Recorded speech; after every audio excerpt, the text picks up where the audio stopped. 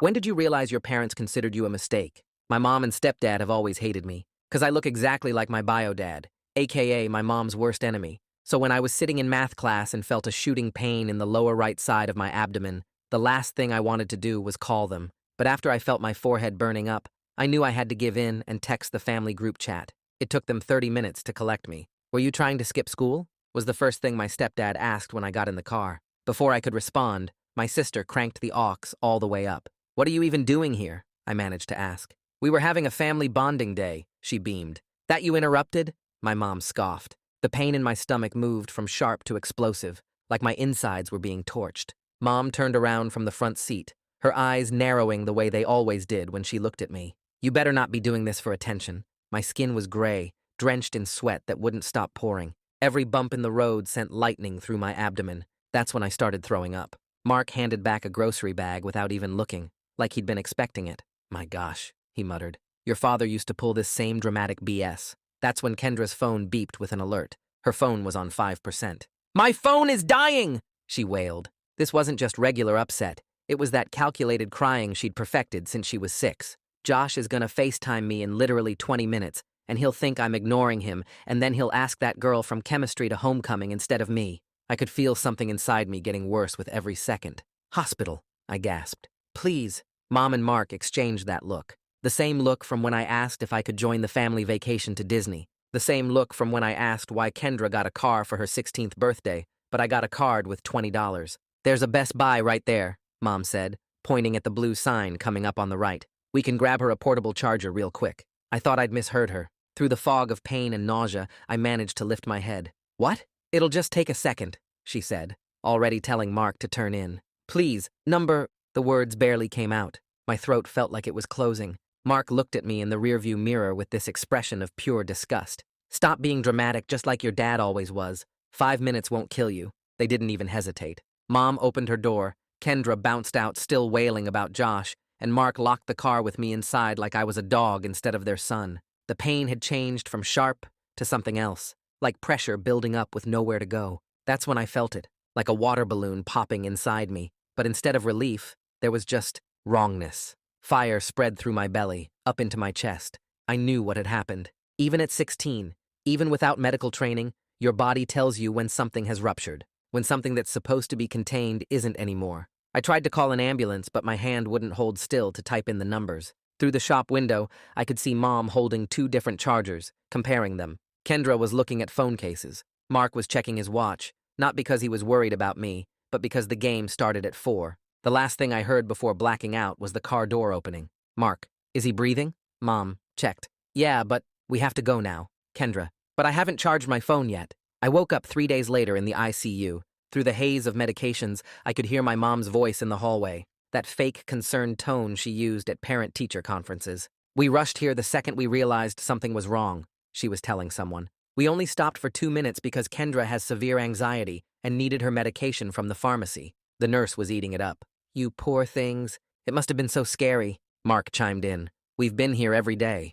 Haven't left his side. That's when I knew. If I wanted justice, I'd have to get it myself. And I knew exactly how to do it. I opened our family group chat and typed, "Thank you for saving my life, Mom." Then I hit send on something else. The message wasn't to my family. It was to my bio dad, whose number I'd found in Mom's old phone 6 months ago and saved under a fake contact name just in case. My fingers shook as I typed on the screen, each word harder than the last, because the pain meds were already pulling me back under. I almost died because Mom wouldn't take me to the hospital. I'm in ICU. Please help. I hit send and watched the message turn blue before my eyes got too heavy to keep open. The phone slipped from my hand onto the blanket, and everything went dark again. When I woke up, the room was dim, just one light over the sink, glowing yellow. A guy in dark blue scrubs stood next to my bed doing something with the machines. He had kind eyes and a name tag that said Ty. He noticed me staring and smiled a little. Hey, you're awake. How are you feeling? Most people ask that as a greeting, not expecting a real answer. But Ty just stood there waiting, actually looking at me like my answer mattered. Everything hurts, I said, my voice coming out scratchy and weak. And I'm scared to go home. His expression changed right then. Not shocked exactly, more like something clicked into place. He pulled up the chair next to my bed and sat down so we were at eye level. Can I ask you some questions about that? I nodded. My throat felt tight, but I needed someone to know. The hospital takes patient safety really seriously, Ty said quietly. Would it be okay if I requested a social work consult for you? Someone who can help make sure you're safe and have what you need? Relief hit me so hard I almost started crying again. Someone actually cared enough to do something. Yes, I managed to say. Please. Ty squeezed my hand for just a second, then stood up and made some notes on his computer tablet. I'm putting that request in right now. Someone will come talk to you tomorrow morning. He checked my IV and adjusted something that made the aching in my stomach ease up a tiny bit. Try to get some rest. I'll be here all night if you need anything. I fell back asleep feeling safer than I had in years. The next morning, a woman with dark hair pulled back in a bun came into my room carrying a tablet and wearing a gentle smile. Her badge said, Valerie Burns, Social Services. She pulled the chair close to my bed and sat down. Good morning. I'm Valerie. The nursing staff asked me to come check on you and see how you're doing. Her voice was warm but professional, the kind that made you feel like you could tell her anything. Can you walk me through what happened before you got to the hospital? I told her everything.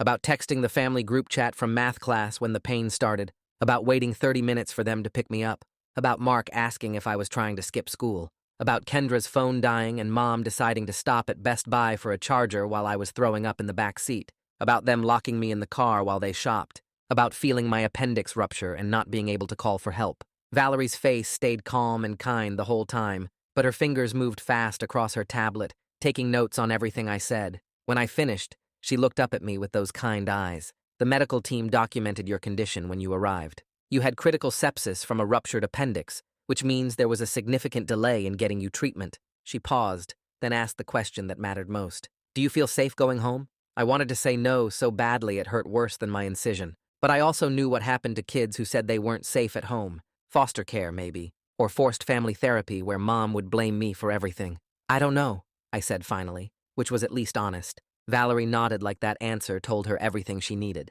This information will be part of my assessment. I'll be working with your medical team, and we'll figure out the best plan for you. She stood up, but left her business card on the table next to my bed. If you need anything or remember something else you want to tell me, you can call that number anytime. After she left, I picked up my phone to check the time. That's when I saw the notification. A text from the contact I'd saved as Dave from the school, but was really my bio dad. I'm driving there now. 2 states away, but I'll be there by tomorrow morning. Are you okay? Please tell me you're okay. I started crying before I could stop myself. Someone who barely knew me, who Mom had kept away from me my whole life, was dropping everything and driving through the night to get to me. Meanwhile, my own mother was probably at home watching her cooking shows and complaining about how I'd ruined her week. The tears kept coming and I couldn't make them stop.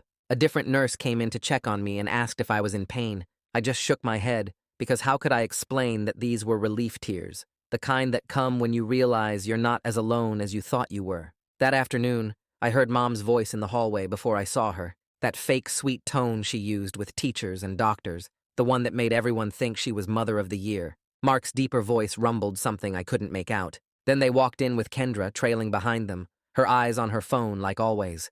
Mom had her concerned parent face on, eyebrows drawn together and mouth turned down. But the second she saw Valerie's business card sitting on my bedside table, her whole expression changed. Her eyes went hard and her jaw got tight. She picked up the card and read it, then looked at me with that expression I knew too well, the one that said I'd done something wrong just by existing. What's this about? Her voice came out sharp despite her trying to sound casual. Mark stood behind her with his arms crossed, already looking annoyed. I kept my face neutral and my voice even. A social worker is helping coordinate my discharge care, making sure I have what I need when I leave the hospital. It wasn't a lie, just not the whole truth. Mark's jaw clenched and a muscle jumped in his cheek. Mom's eyes narrowed, but she couldn't make a scene because a nurse walked past right then, glancing into the room. She forced a smile and sat down in the chair Valerie had used earlier. Well, that's nice of them. We just want to make sure you're taken care of. Kendra hadn't looked up from her phone once. She stood near the door like she wanted to be anywhere else, her thumb scrolling and scrolling. I wondered if Josh ever called her for that FaceTime, or if she'd been worried about nothing while I was literally dying in a parking lot. Dr. Angelo Burns came in during what Mom called evening visiting hours, even though I hadn't asked them to visit at all. He was the surgeon who'd operated on me, tall with gray at his temples and tired eyes that had probably seen too many emergency cases. He pulled up my chart on the computer and started reviewing my recovery progress, talking mostly to himself while he read. Then he said something that made the whole room go still. The surgical notes indicate your appendix had been ruptured for at least 2 hours before you arrived at the hospital. He looked up from the screen, his gaze moving between me and my parents. How long were you experiencing symptoms before you came in? This was it. The moment I'd been waiting for since I woke up and heard Mom lying to the nurses in the hallway. I kept my voice calm and clear, making sure every word came out right. I texted them from the school when the pain started. It took 30 minutes for them to pick me up. Then I asked to go to the hospital, but we stopped at Best Buy first, so Kendra could get a phone charger. They locked me in the car while they shopped. That's when my appendix ruptured. I watched Mom's face while I talked, saw the color drain out of it, then come flooding back red and angry. Mark's hands balled into fists at his sides. Kendra finally looked up from her phone, her eyes wide. Dr. Burns's expression stayed professionally neutral, but something shifted in his eyes. He made additional notes in my chart, his fingers clicking on the keyboard for a long time. "I'll be coordinating with social services regarding your case," he said, still typing. Then he left without saying anything else to my parents. The silence after he walked out felt like a living thing, heavy and dangerous. Mom opened her mouth like she was going to say something, but another nurse came in to check my vitals. Mark grabbed Mom's arm and pulled her toward the door, muttering something about getting coffee. Kendra followed them without a word, but right before she left, she glanced back at me. For just a second, her face looked different. Guilty, maybe, or scared. Then she was gone, and I was alone again with the machines beeping and my heart pounding, and the knowledge that I'd just set something in motion that couldn't be stopped. The machines beeped their steady rhythm while I stared at the ceiling tiles and counted the tiny holes in each square. My whole body felt heavy from the medications dripping through my IV, but my brain wouldn't shut off. Around 9 that evening, Ty came back on duty and stopped by my room to check my vitals. He moved quietly around the bed, adjusting things and writing notes on his tablet. When he finished, he pulled up the chair Valerie had used earlier and sat down like he had something important to say. He told me that he'd talked to the other nurses and the doctors, and they'd all put notes in my file about the delay getting me to the hospital. He said the emergency room staff had documented my condition when I arrived, how bad the infection was, how close I'd come to dying. His voice stayed calm and professional, but his eyes looked sad when he said multiple people were worried about what happened to me. He explained that in cases like mine, where there were questions about how a kid got hurt, the hospital staff paid attention and wrote everything down. Then he said something that made my throat tight. He told me I had people looking out for me now, people who cared about making sure I stayed safe. He said that mattered more than I probably realized, and he squeezed my shoulder gently before heading back to the nurse's station. I didn't sleep much that night. Every time I closed my eyes, I saw Mom comparing phone chargers while my appendix ruptured. I kept checking my phone to see if Bio-Dad had responded again, but there was nothing new. Part of me wondered if he'd actually come, or if he'd decide I wasn't worth the trouble, just like Mom always said. Morning came slowly, the sky outside my window turning from black to gray to pale blue. Around 7, a nurse brought me breakfast that I couldn't eat because my stomach was still messed up from the surgery. I was picking at some plain toast when I heard voices in the hallway, and then the door opened. The man who walked in was tall, maybe 6'2", with dark hair that had some gray at the sides. He looked exhausted, like he'd been driving all night without stopping and his clothes were wrinkled. But his face was like looking in a mirror 20 years from now. Same nose, same jawline, same dark eyes that Mom always said made her sick to look at. He stopped just inside the doorway and stared at me, his eyes getting wet. Then he crossed the room in 3 long steps and hugged me carefully, his arms going around me, but avoiding all the tubes and wires. His voice cracked when he asked if I was really okay, and I couldn't answer because I was crying too hard. He smelled like coffee and the highway, and his hands were shaking when he pulled back to look at my face. He kept saying he was sorry, over and over. Sorry he hadn't been there. Sorry he hadn't known how bad things were. Sorry he'd let so much time pass. We talked for almost 2 hours straight. He pulled the chair right up next to my bed and held my hand while he explained everything. He told me about how he and Mom had met in college, how things fell apart after I was born, how she'd blamed him for everything wrong in her life. He said she'd filed for full custody and told the judge he was dangerous, that he'd hurt her. All lies that he couldn't prove were false. The court gave her custody, and he got supervised visitation once a month, but then she moved 3 states away without telling him. By the time he found out where we'd gone, she'd filed papers saying he'd abandoned me, and the new court terminated his rights. But here's the thing that made my chest feel like it was caving in. He pulled out his phone and showed me bank statements going back 16 years. Every single month, he'd sent child support payments, not to Mom directly, but through the state system that was supposed to forward the money. Every month for my entire life, he'd been sending money that Mom told me he never paid. She'd bought Kendra a car with money that was supposed to be for me. She'd taken family vacations and left me home with money that was supposed to feed me. I stared at those bank statements and realized my whole life had been built on lies. He showed me letters too, dozens of them, that he'd sent to Mom's address asking to see me. She'd never responded to a single one. He'd hired lawyers twice to try to get visitation rights back, but without proof of the lies, the courts wouldn't help him. He said finding me had been like finding a part of himself he thought was gone forever. Valerie came back around mid-morning and asked to speak with Bio-Dad privately. They left together, and I sat alone with my thoughts for 40 minutes that felt like hours. I could hear their voices in the hallway sometimes, serious and low. When they finally came back, Bio-Dad's whole posture had changed. He stood straighter, his jaw set in this determined way that reminded me of how I'd felt when I decided to tell Dr. Burns the truth. Valerie sat down and explained in her calm, professional voice that she and Bio-Dad had discussed options for my living situation after discharge. She said, given the documented concerns about the delay in my medical care and the questions about my safety at home, she was recommending that I not return to Mom's house right away. Bio-Dad had agreed to stay in town, and she was going to arrange for him to be my temporary guardian during my recovery. She used words like home evaluation and child protective services and family court, and each one felt like another brick in the wall I was building between me and Mom. Valerie said a CPS investigator would need to visit Mom's house and interview everyone, and that process would take some time. She promised she'd make sure I was safe while everything got sorted out, and the way she said it made me believe her. Bio-Dad reached over and took my hand again, and I held on tight. Mom showed up for afternoon visiting hours and found Bio-Dad sitting next to my bed. I watched her face go through about 5 different expressions in 2 seconds. Shock, then anger, then this fake pleasant look she used when other people were watching. She asked what he was doing here in this sweet voice that didn't match her eyes at all. Bio-Dad stood up and said he was visiting his son, and Mom's fake pleasant expression cracked. She started yelling about how he had no rights, how he'd abandoned me, how dare he show up now. Bio-Dad's voice stayed level when he pointed out that he'd been paying child support for 16 years and had bank statements to prove it. Mom's face went red, and she screamed that he was a liar, that the courts had terminated his rights, that she'd call security. 2 security guards actually did show up then, but not to remove Bio-Dad. They asked both of them to come to a private conference room to discuss things away from patient areas. Mom looked like she wanted to argue, but the guards weren't asking. They escorted both my parents out, leaving me alone with Mark and Kendra. The silence felt thick and uncomfortable. Mark stood by the window with his arms crossed, not looking at me. Kendra stayed near the door, her thumb scrolling on her phone like always. But then she glanced up, and our eyes met for just a second.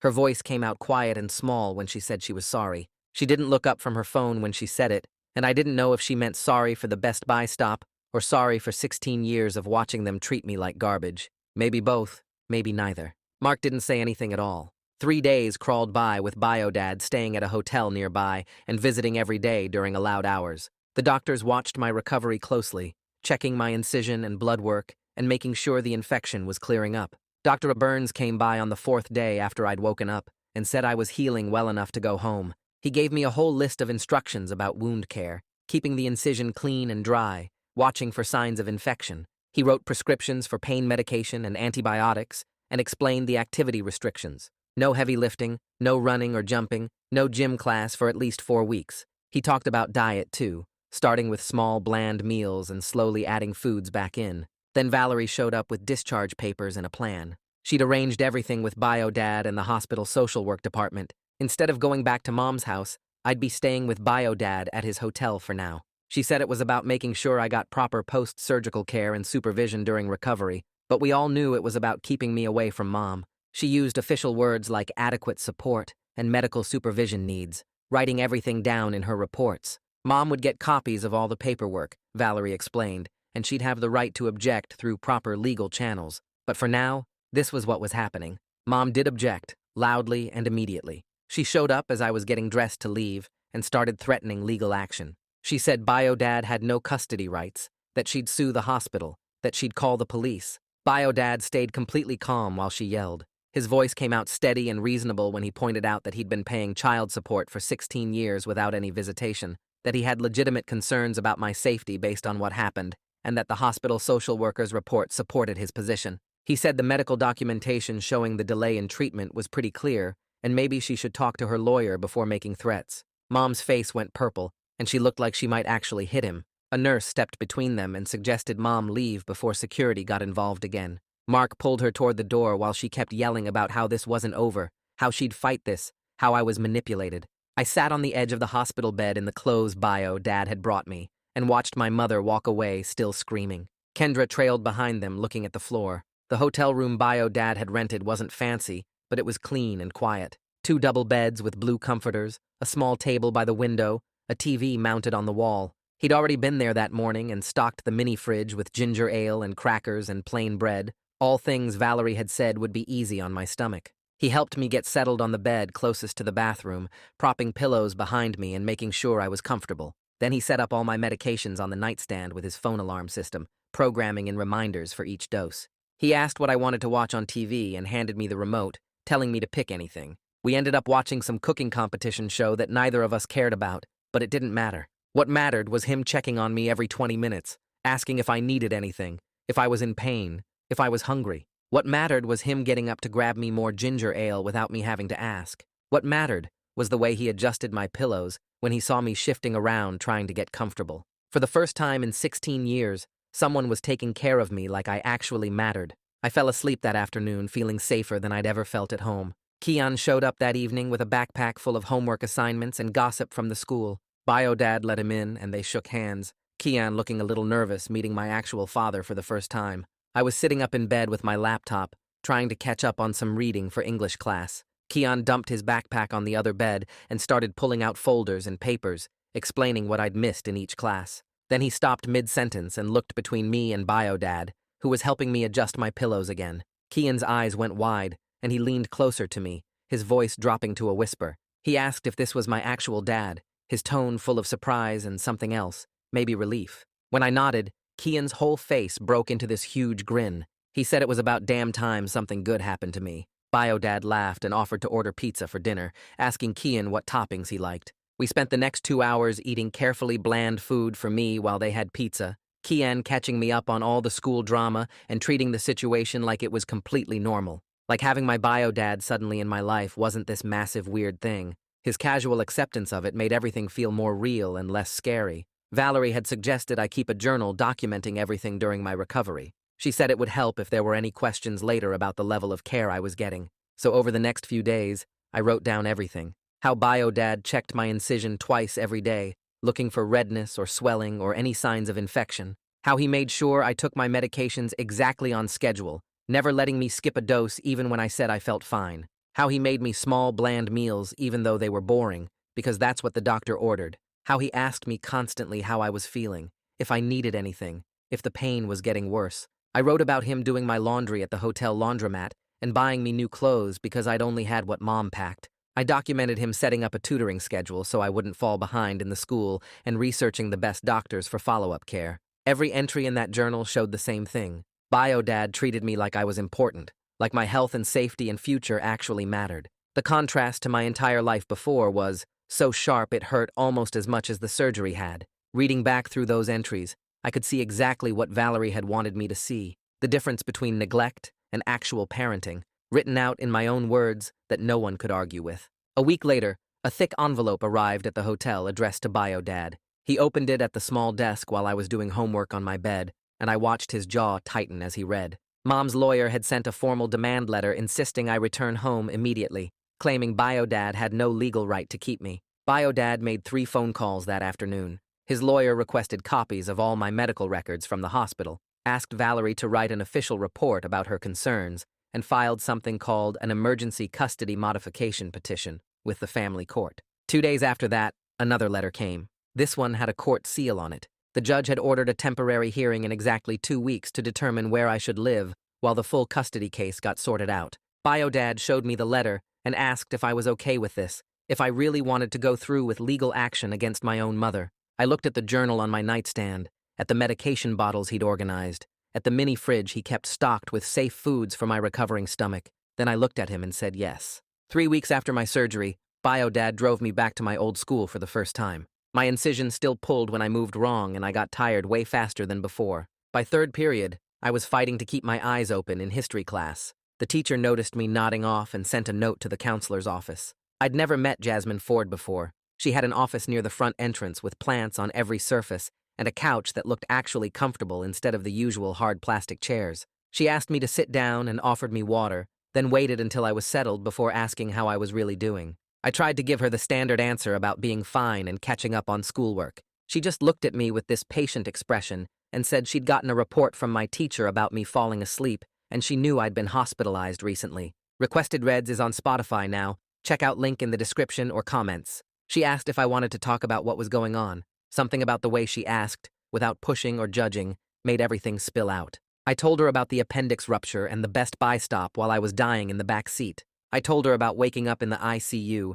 and hearing Mom lie to the nurses about what happened. I told her about Bio-Dad showing up and how I'd never felt safer in my life than I did staying with him at that hotel. I told her about the custody battle starting and how scared I was that the judge might make me go back to Mom's house. Jasmine listened to everything without interrupting once. When I finally stopped talking, she was quiet for a minute. Then she explained that she was what's called a mandatory reporter, which meant if she heard about a child being hurt or neglected, she had to report it to the authorities. She asked if I would give her permission to write down everything I'd just told her and include it in the court case. I said yes immediately. Jasmine called Valerie that same day. I know because Valerie texted Bio-Dad about it that evening, saying it was really helpful to have school staff backing up her concerns. Having a counselor from my actual school confirm that I'd been neglected made the case way stronger. Jasmine also set up a bunch of accommodations for me. I got extra time on all my assignments until I was fully recovered. I got permission to leave any class if I was in pain and go to the nurse's office. I got a pass that let me arrive late to first period if I needed extra rest in the mornings. She printed everything out and gave me copies, then sent the same information to all my teachers. For the first time ever, school felt like a place that actually cared if I was okay. One afternoon, about a week later, I was at the hotel doing homework when someone knocked on the door. Bio-Dad was out getting groceries. I looked through the peephole and saw Kendra standing in the hallway. She looked terrible. Her hair was in a messy ponytail, and she wasn't wearing makeup, which never happened. I opened the door, and she just stood there for a second before asking if she could come in. We sat on opposite beds, and she stared at her hands. Then she said she'd been thinking about the Best Buy stop constantly, like every single day since it happened. She said she kept seeing me in the back seat turning gray while she cried about her phone charging. She said she realized I could have actually died while she was looking at phone cases. She looked up at me with red eyes and asked if I hated her. I didn't know how to answer that. Part of me wanted to say yes, to make her feel as bad as I'd felt my whole life. But another part of me knew she was 17 and had been raised by the same parents who taught her that her problems mattered more than my life. I told Kendra I was angry at all of them. At her for being so selfish, at Mom for hating me, at Mark for treating me like garbage. But I also told her I understood she was just a kid who'd been raised in a really messed up environment. I said Mom and Mark had spent our entire lives teaching her that she was more important than me, so of course she believed it. That wasn't totally her fault. Kendra started crying, but it wasn't her usual fake dramatic crying. These were real tears that made her face blotchy and her nose run. She said she wanted to tell the truth about what happened if it would help my case. She said she'd testify in court about the Best Buy stop and about how Mom and Mark had always treated me differently. I just nodded because I didn't trust myself to say anything else. A few days later, Bio-Dad took me to a follow-up appointment with Dr. Burns. The hospital was the same building where I'd almost died, and walking through those doors made my stomach clench. But Dr. Burns was really nice about checking my incision. He said it was healing well with no signs of infection. Then he had me step on a scale and his expression changed. He asked how much I'd weighed before the surgery. When I told him, he wrote something in my chart and said I was underweight for my height and age. He did some other checks, looking at my skin and nails and asking questions about how I'd been sleeping. Then he said I was showing signs of chronic stress and malnutrition. He added all of this to my medical file and mentioned it would be included in the reports going to the court. Bio-Dad asked if there was anything specific we should do, and Dr. Burns gave us a meal plan and some vitamin supplements. He scheduled another follow-up in 6 weeks. The CPS investigator showed up at Mom's house on a Tuesday afternoon. I know because Kendra texted me right after it happened. The investigator was a woman who interviewed each family member separately in different rooms. She talked to Mom first, then Mark, then Kendra. Kendra said the investigator asked really specific questions about the day I went to the hospital. She asked exactly how long we stopped at Best Buy. She asked if they'd noticed I was seriously sick. She asked how Mom and Mark usually treated me compared to Kendra. Kendra told her everything. She described the Best Buy stop in detail, including the part where I was throwing up in the car and they still went shopping. She talked about how I got a card with $20 for my birthday while she got a car. She explained how Mom and Mark always acted like I was a burden, and she was the favorite. The investigator took notes on everything. Her report came a week later. It said I had experienced medical neglect that could have resulted in death. It said there was a clear pattern of emotional abuse and differential treatment, It recommended I not return to Mom's house. Mom called me directly for the first time since I'd left the hospital.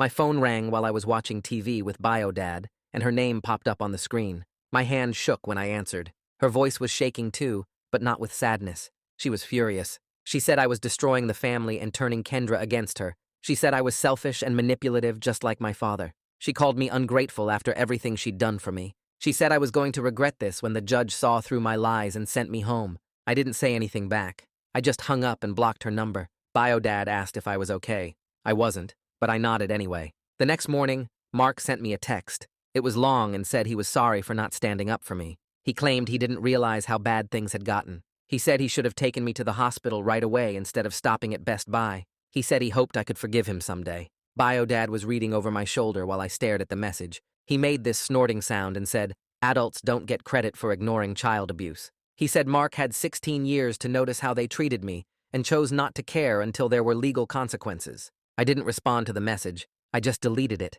and put my phone away. The custody hearing happened 5 weeks later in a courthouse that smelled like old wood and floor cleaner. Bio-Dad and I sat at a table on the left side, while Mom, Mark, and their lawyer sat on the right. Kendra was out in the hallway waiting to testify. The judge was a woman with gray hair pulled back tight and reading glasses on a chain. She looked at me when Bio-Dad's lawyer called my name, and I walked up to the witness stand on shaky legs. My incision still pulled when I moved too fast. The lawyer asked me to describe what happened the day I went to the hospital, and I told her everything. The shooting pain in math class, texting the family group chat, waiting 30 minutes for pickup, throwing up in the car, asking to go to the hospital. Mom and Mark deciding to stop at Best Buy instead, being locked in the car while they shopped for a phone charger, feeling my appendix rupture while I watched them through the store window comparing products, blacking out, waking up 3 days later in the ICU. The lawyer asked how my family usually treated me compared to Kendra, and I explained the differential treatment. The Disney vacation I wasn't invited to, the car Kendra got for her 16th birthday while I got a card with $20, how Mom always looked at me with this expression like I disgusted her, how Mark called me dramatic whenever I was sick or hurt. The judge took notes and asked me directly if I felt safe with Bio-Dad. I said yes, without hesitating. She asked if I wanted to go back to Mom's house, and I said no. Mom's lawyer tried to make me seem like I was exaggerating, but the medical records were right there showing exactly how sick I'd been. When I stepped down, my legs were shaking, so bad Bio-Dad had to steady me. Kendra went next, and she was already crying before the lawyer even asked the first question. She described the Best Buy stop in detail, how I'd been throwing up, how my skin looked gray, how I'd begged them to go straight to the hospital, how Mom said it would just take a second to grab a charger, how long they actually spent in the store. The lawyer asked if our parents treated us differently, and Kendra nodded. She talked about getting a car while I got nothing, about family vacations I wasn't included in, about how Mom and Mark always acted like I was a burden while she was the favorite. She said they treated me worse because I looked exactly like Bio-Dad, and Mom hated him. She was sobbing through most of it, and I could see Mom glaring at her from across the courtroom with this look that would have made me feel guilty if I was Kendra. But Kendra kept talking anyway. She said she was sorry for not speaking up sooner and that she should have called an ambulance herself that day. When she finished, Mom's lawyer tried to make it seem like Kendra was just a dramatic teenager, but the judge looked skeptical. Dr. Burns testified after lunch. He brought my medical file and explained my condition when I arrived at the emergency room. Critical sepsis from a ruptured appendix, severe dehydration, dangerously high fever, blood pressure dropping. He said another 30 minutes of delay could have been fatal. The lawyer asked how long my appendix had been ruptured before I got to the hospital, and he said at least 2 hours based on the level of infection. He described the emergency surgery and the 3 days I spent in a coma. Then he talked about the implications of the treatment delay. He said stopping for a phone charger when a child is showing clear signs of a medical emergency demonstrated reckless disregard for my welfare. Mom's lawyer tried to argue that they didn't know how serious it was, but Dr. Burns shut that down. He said I was vomiting, sweating, gray, and in obvious severe pain. Any reasonable adult would have gone straight to the hospital. The judge asked if there was any medical justification for the delay, and Dr. Burns said absolutely not. Valerie testified next and brought a thick folder of documentation. She explained that hospital staff had raised concerns about my family's behavior during my ICU stay, how Mom and Mark lied about being there constantly when they actually only visited twice, how they lied about the pharmacy stop, how I'd expressed fear about going home. She described the contrast between Mom's household and Bio-Dad's care during my recovery. Bio-Dad had followed all medical instructions perfectly. He checked my incision twice daily, made sure I took medications on schedule. kept detailed records of my symptoms and healing progress, brought me to every follow-up appointment. She said I'd gained weight, and my stress markers had improved significantly since leaving Mom's house. The lawyer asked about her professional assessment, and Valerie said clearly that I had experienced medical neglect that endangered my life and ongoing emotional abuse through differential treatment. She recommended I not return to Mom's household. Mom's lawyer stood up and tried to argue this was just one mistake, an isolated incident of poor judgment under stress, not a pattern of abuse. But Bio-Dad's lawyer pulled out the accumulated evidence, medical records showing I was underweight and malnourished, school counselor reports about my deteriorating condition, social work documentation of the differential treatment, even Kendra's testimony about years of favoritism. The judge reviewed everything silently for what felt like forever. Then she spoke. She said the evidence painted a clear picture of ongoing neglect and that the Best Buy incident was just the most dramatic example. She granted Bio-Dad temporary custody for 6 months with supervised visitation for Mom. She ordered family therapy for Mom, Mark, and Kendra, individual therapy for me, another hearing in 6 months to review the situation. Mom stood up so fast her chair scraped loud against the floor. She walked out without looking at me, and Mark followed right behind her. Kendra stayed sitting for a minute, looking lost before getting up slowly. Bio-Dad squeezed my shoulder, and I realized I was crying, but not sad crying, relief crying. That weekend, Bio-Dad and I loaded my stuff into his car and drove 2 states away to his house. It took 6 hours, and we stopped twice for food and bathroom breaks. When we pulled into the driveway, I saw a small 3-bedroom ranch with white siding and a big yard. Bio-Dad led me inside and down the hallway to the 3rd bedroom. He opened the door, and I just stood there staring. There was a new bed with a blue comforter, a desk with a lamp and a cup full of pens, a bookshelf already assembled against one wall, curtains on the window, a rug on the floor. Everything was new and clean and set up specifically for me. No one had ever made space for me like this before. I started crying again, and Bio-Dad hugged me. He said this was my room, and I could decorate it however I wanted. Make it mine. I couldn't even talk.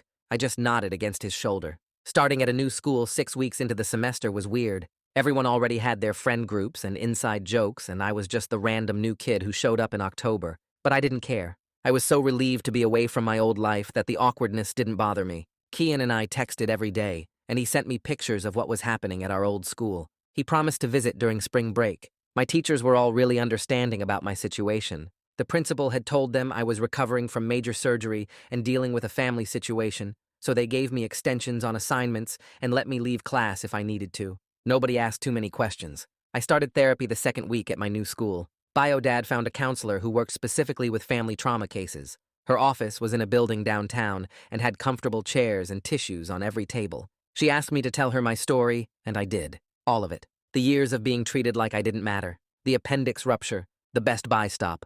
Everything. She listened without interrupting, and then said something that hit me hard. She said my mother's issues with Bio-Dad were never my fault. That I didn't deserve to be punished for looking like him. That the neglect I experienced was abuse, even if it wasn't physical. We met every week, and she gave me tools for processing the anger and hurt. It was hard work. Some sessions I left feeling worse than when I arrived. But slowly, I started feeling less angry and more at peace. Like maybe I could actually move forward instead of staying stuck in all the bad years. Bio-Dad signed us up for family therapy too. He said he wanted to build a real relationship after missing my entire childhood. We went together every other week to a different counselor who specialized in parent-child relationships. We talked about why he and Mom split up, how she'd refused to let him have contact with me, how he'd paid child support for 16 years but never got to see me. He showed me court documents from when I was little where he'd tried to get visitation rights, but Mom blocked it every time. He said his biggest regret was not fighting harder, not pushing through the legal system until he could be part of my life.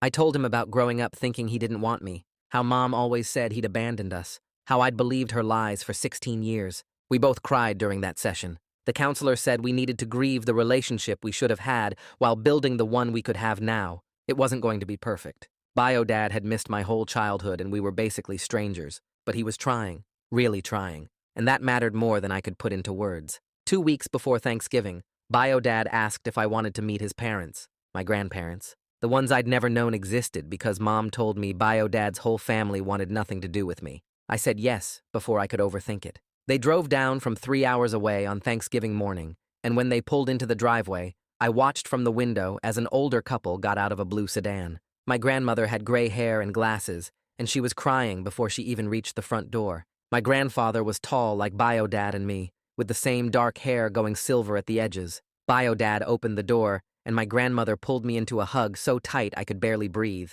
She kept saying my name over and over and touching my face like she needed to make sure I was real. My grandfather hugged me next, and his hands were shaking. They came inside, and my grandmother immediately started pulling photo albums from a canvas bag she'd brought. She spread them across the coffee table and pointed to pictures of Bio-Dad as a kid. The resemblance was crazy. Same eyes, same smile, same way of standing with hands in pockets. She showed me Bio-Dad at my age, and we could have been twins. My grandfather kept pointing out little details like how we both had the same cowlick in our hair and the same crooked pinky fingers. They asked me questions about school and what I liked to do, and actually listened to my answers. During dinner, my grandmother cried again and apologized for not knowing I existed. She explained that Mom had blocked every attempt they made to contact me after the split. They'd sent birthday cards and Christmas presents for years, but everything got returned. They tried to get legal visitation rights, but Mom's lawyer kept blocking it. My grandfather's face got red when he talked about what happened with my appendix.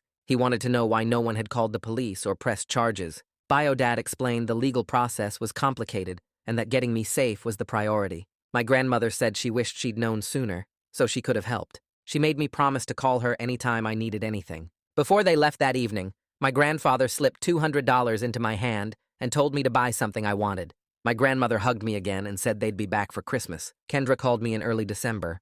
Her name popped up on my phone and I almost didn't answer, but something made me pick up. She asked if we could talk and her voice sounded different, less bratty, more tired. She said she'd started therapy after everything that happened and was working through a lot of stuff about Mom and Mark. We talked for over an hour. She brought up things from our childhood I'd tried to forget, how Mom would make her favorite meals but tell me we were out of groceries, how she got new clothes for school but I wore the same stuff from last year, how they took her to the movies but left me home alone. She said she used to think it was normal because that's how it always was, but her therapist helped her see it wasn't okay, that she'd been taught to see me as less important, and she'd gone along with it without questioning. She cried on the phone and apologized for the Best Buy stop, for not speaking up in the car when I was literally dying, for caring more about her phone than my life. I didn't know what to say at first. I told her I wasn't ready to forgive Mom and Mark. Maybe I never would be, but I didn't hate her. She was raised in the same messed up house I was, just from the other side. She got the favoritism, and I got the neglect, and both of us got damaged by it. She said she understood and didn't expect me to forgive her right away. Then she told me she was planning to go to college as far from home as possible. She'd applied to schools in other states and was hoping for scholarships. She couldn't stay in that house anymore now that she saw it clearly. The 6-month custody review got scheduled for late March. My therapist submitted a report about my progress that Bio-Dad let me read. She wrote that I showed significant improvement in mental health since leaving Mom's house, that I was more open in sessions, less guarded, sleeping better, eating regularly. She noted I'd gained 12 pounds since moving in with Bio-Dad, and my stress levels had gone down. Dr. Burns sent updated medical records showing my surgical site had healed perfectly and my overall health markers had gotten way better. My blood pressure was normal now. The chronic headaches I used to get were gone. Bio-Dad's lawyer put together a huge file of evidence. Stable housing with my own bedroom, perfect school attendance since transferring, report cards showing my grades went from C's and D's to A's and B's, letters from my therapist, my school counselor, even my grandparents, photos of my room and the house, bank statements showing Bio-Dad's steady income and child support payments he'd made for 16 years, a timeline of every doctor's appointment and therapy session since I moved in. Mom's lawyer had a lot less to work with. She'd completed some therapy sessions, but her therapist's report was pretty basic. It said she was working on processing the custody situation, but didn't show much insight into her behavior. There was no mention of her acknowledging the neglect or taking responsibility for the Best Buy stop. The hearing happened on a cold Tuesday morning in late March. Bio-Dad drove us to the courthouse, and my grandparents met us in the parking lot. Inside the courtroom, I sat at a table with Bio-Dad and his lawyer. Mom sat across the aisle with her lawyer. Mark was there too, but Kendra wasn't. The judge was a woman in her 50s with short gray hair and reading glasses. She reviewed all the submitted documents first, taking her time with each report. Then she asked to hear testimony. Bio-Dad's lawyer called me up first. I walked to the witness stand and swore to tell the truth. This time I felt different from the temporary hearing, more confident, more sure. The lawyer asked me to describe my living situation with biological father. I explained that I had my own room that I decorated how I wanted, that Bio-Dad made sure I ate 3 meals a day and had clean clothes and got to the school on time, that he took me to all my doctor appointments and therapy sessions, that he helped with homework and asked about my day, that I felt safe there. The lawyer asked about my health and I said I'd gained weight and didn't get headaches anymore, that I slept through the night now without nightmares. The judge asked me directly if I wanted to return to my mother's house. I looked right at her and said no. She asked if I'd be willing to have visits with Mom eventually, and I said honestly, I didn't know. Maybe someday, but not now. Mom's lawyer tried to ask me questions about missing my family and my old school, but I just kept saying I was happier now, healthier now, safer now. The judge took a 15-minute break to review everything. When she came back, she said she'd made her decision. She granted Bio-Dad full legal and physical custody. She said that at 16, my preferences carried a lot of weight, and it was clear I was thriving in his care.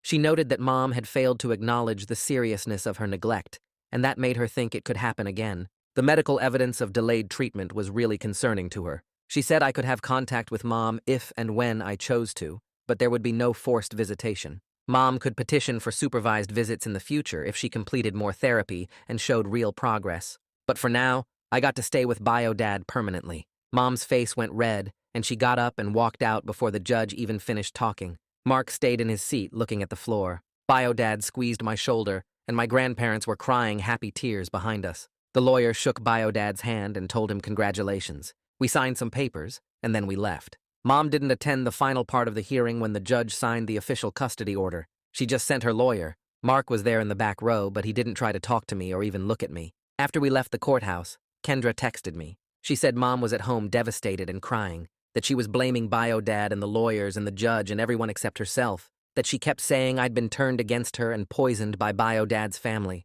Kendra said she tried to tell Mom that none of this would have happened if she'd just taken me to the hospital that day, but Mom wouldn't hear it. I texted back that I was sorry Kendra had to deal with that it wasn't her job to make Mom see reality. Kendra said she was counting down the days until she could leave for college. I felt sad reading her messages, but I didn't feel guilty. This was Mom's choice, all of it. The years of treating me like I didn't matter, the Best Buy stop, the lies to the hospital staff, the refusal to take any responsibility. She could have fixed this at any point, but she chose not to. Spring break came in April, and Kian visited for 4 days. Bio-Dad picked him up from the bus station, and Kian gave me a huge hug in the parking lot. He kept looking around at everything like he was taking notes. Bio-Dad took us to a theme park the first day, and we went on every roller coaster twice. Kian kept saying how different I seemed, more relaxed, actually smiling and laughing. He said at our old school I always looked tense and tired, like I was waiting for something bad to happen. Now I looked like a normal teenager having fun. The second day we just hung out at the house playing video games and eating pizza.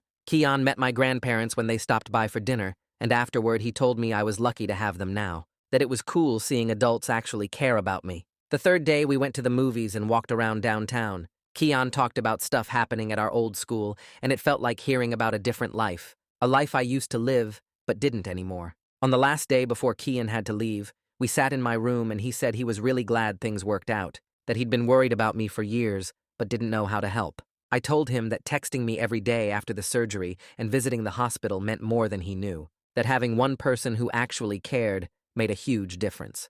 Bio-Dad drove Kian back to the bus station and we promised to stay in touch. Watching him leave made me a little sad, but mostly I just felt grateful. Grateful that I had a real friend. Grateful that I had Bio-Dad and my grandparents.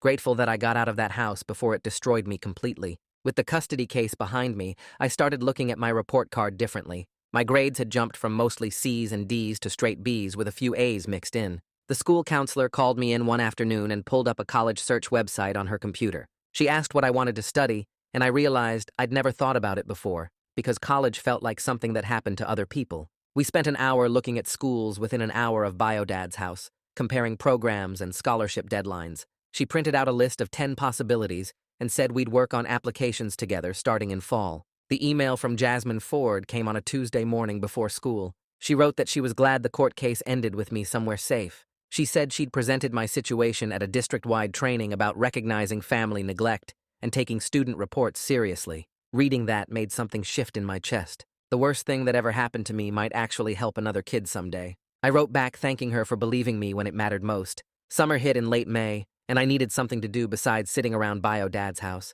He helped me put together a resume, even though I'd never had a real job before. The bookstore downtown had a help wanted sign in the window. The manager hired me on the spot to work the register and restock shelves 4 days a week. My coworkers were mostly college students home for summer. They invited me to their movie nights and park hangouts. I was building actual friendships with people who didn't know anything about my past unless I chose to tell them. Kendra's graduation happened in early June. She texted me a photo of herself in her cap and gown standing between Mom and Mark. Then she sent another message saying she got accepted to a state university 8 hours away from their house. Her voice sounded different on the phone when she called that night. Lighter somehow. She asked if she could visit me and Bio Dad before college started in August. I said yes without checking with him first because I knew he wouldn't mind. The letter came through Mom's lawyer in mid-June. It was formal and carefully worded, asking if I would consider meeting her for coffee with a therapist present to facilitate conversation. Bio Dad handed it to me without commentary and said the choice was completely mine.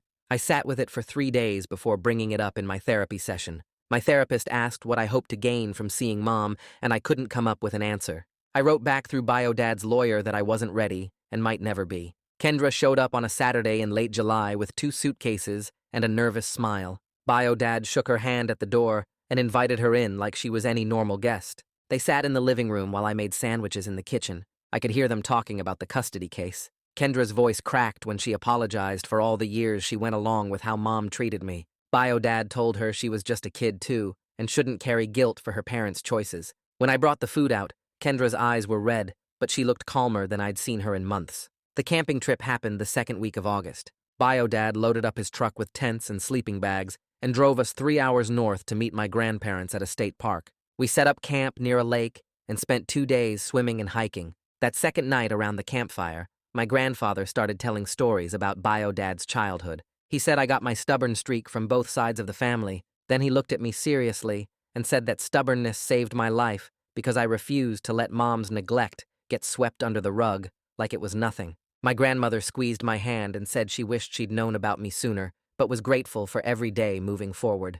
Senior year started the Tuesday after Labor Day. I walked into school with actual confidence for the first time ever. My schedule was packed with classes I'd chosen myself instead of whatever fit around Kendra's activities. I made the honor roll first quarter, and my teachers started writing college recommendation letters. My therapist noticed the change during our October session. She said I'd made remarkable progress over the past year and asked if I wanted to reduce our meetings from weekly to every other week. I agreed, because I was genuinely happy most days, instead of just surviving. Kendra called from her dorm room in late September. She said college was harder than high school, but better, because nobody there knew her as Mom's perfect daughter. She'd started seeing a campus therapist twice a week. Then she asked if we could be real siblings now without our parents' dysfunction wedged between us. I told her we could try to, that I meant it. She said that was enough for now. The college acceptance letters started arriving in March. I got into 3 schools near Bio Dad with decent financial aid packages. One offered enough scholarship money that I'd only need to take out small loans. I brought the letters home and spread them on the kitchen table. Bio Dad read each one carefully, and then his eyes got wet. He said he was proud of me and grateful he got to be part of my future after missing so much of my past. I picked the school with the best financial aid package, and we drove there the next weekend to tour the campus and submit my enrollment deposit. The decision felt right the second I clicked submit on the enrollment form. Bio Dad printed out the acceptance letter and hung it on the fridge next to my last report card. My grandparents called that evening and said they wanted to help with college costs. They transferred money into an account Bio Dad set up for books and supplies. We spent the next weekend driving to furniture stores and looking at mini fridges and desk lamps. Bio Dad made a list on his phone of everything I'd need and checked off items as we loaded them into his truck. I picked out bedding in dark blue and gray because it felt more grown up than the cartoon sheets I'd had at Mom's house. The shopping trip took 6 hours, and we stopped for burgers on the way home. Bio Dad asked if I was nervous about starting college, and I told him I was excited instead.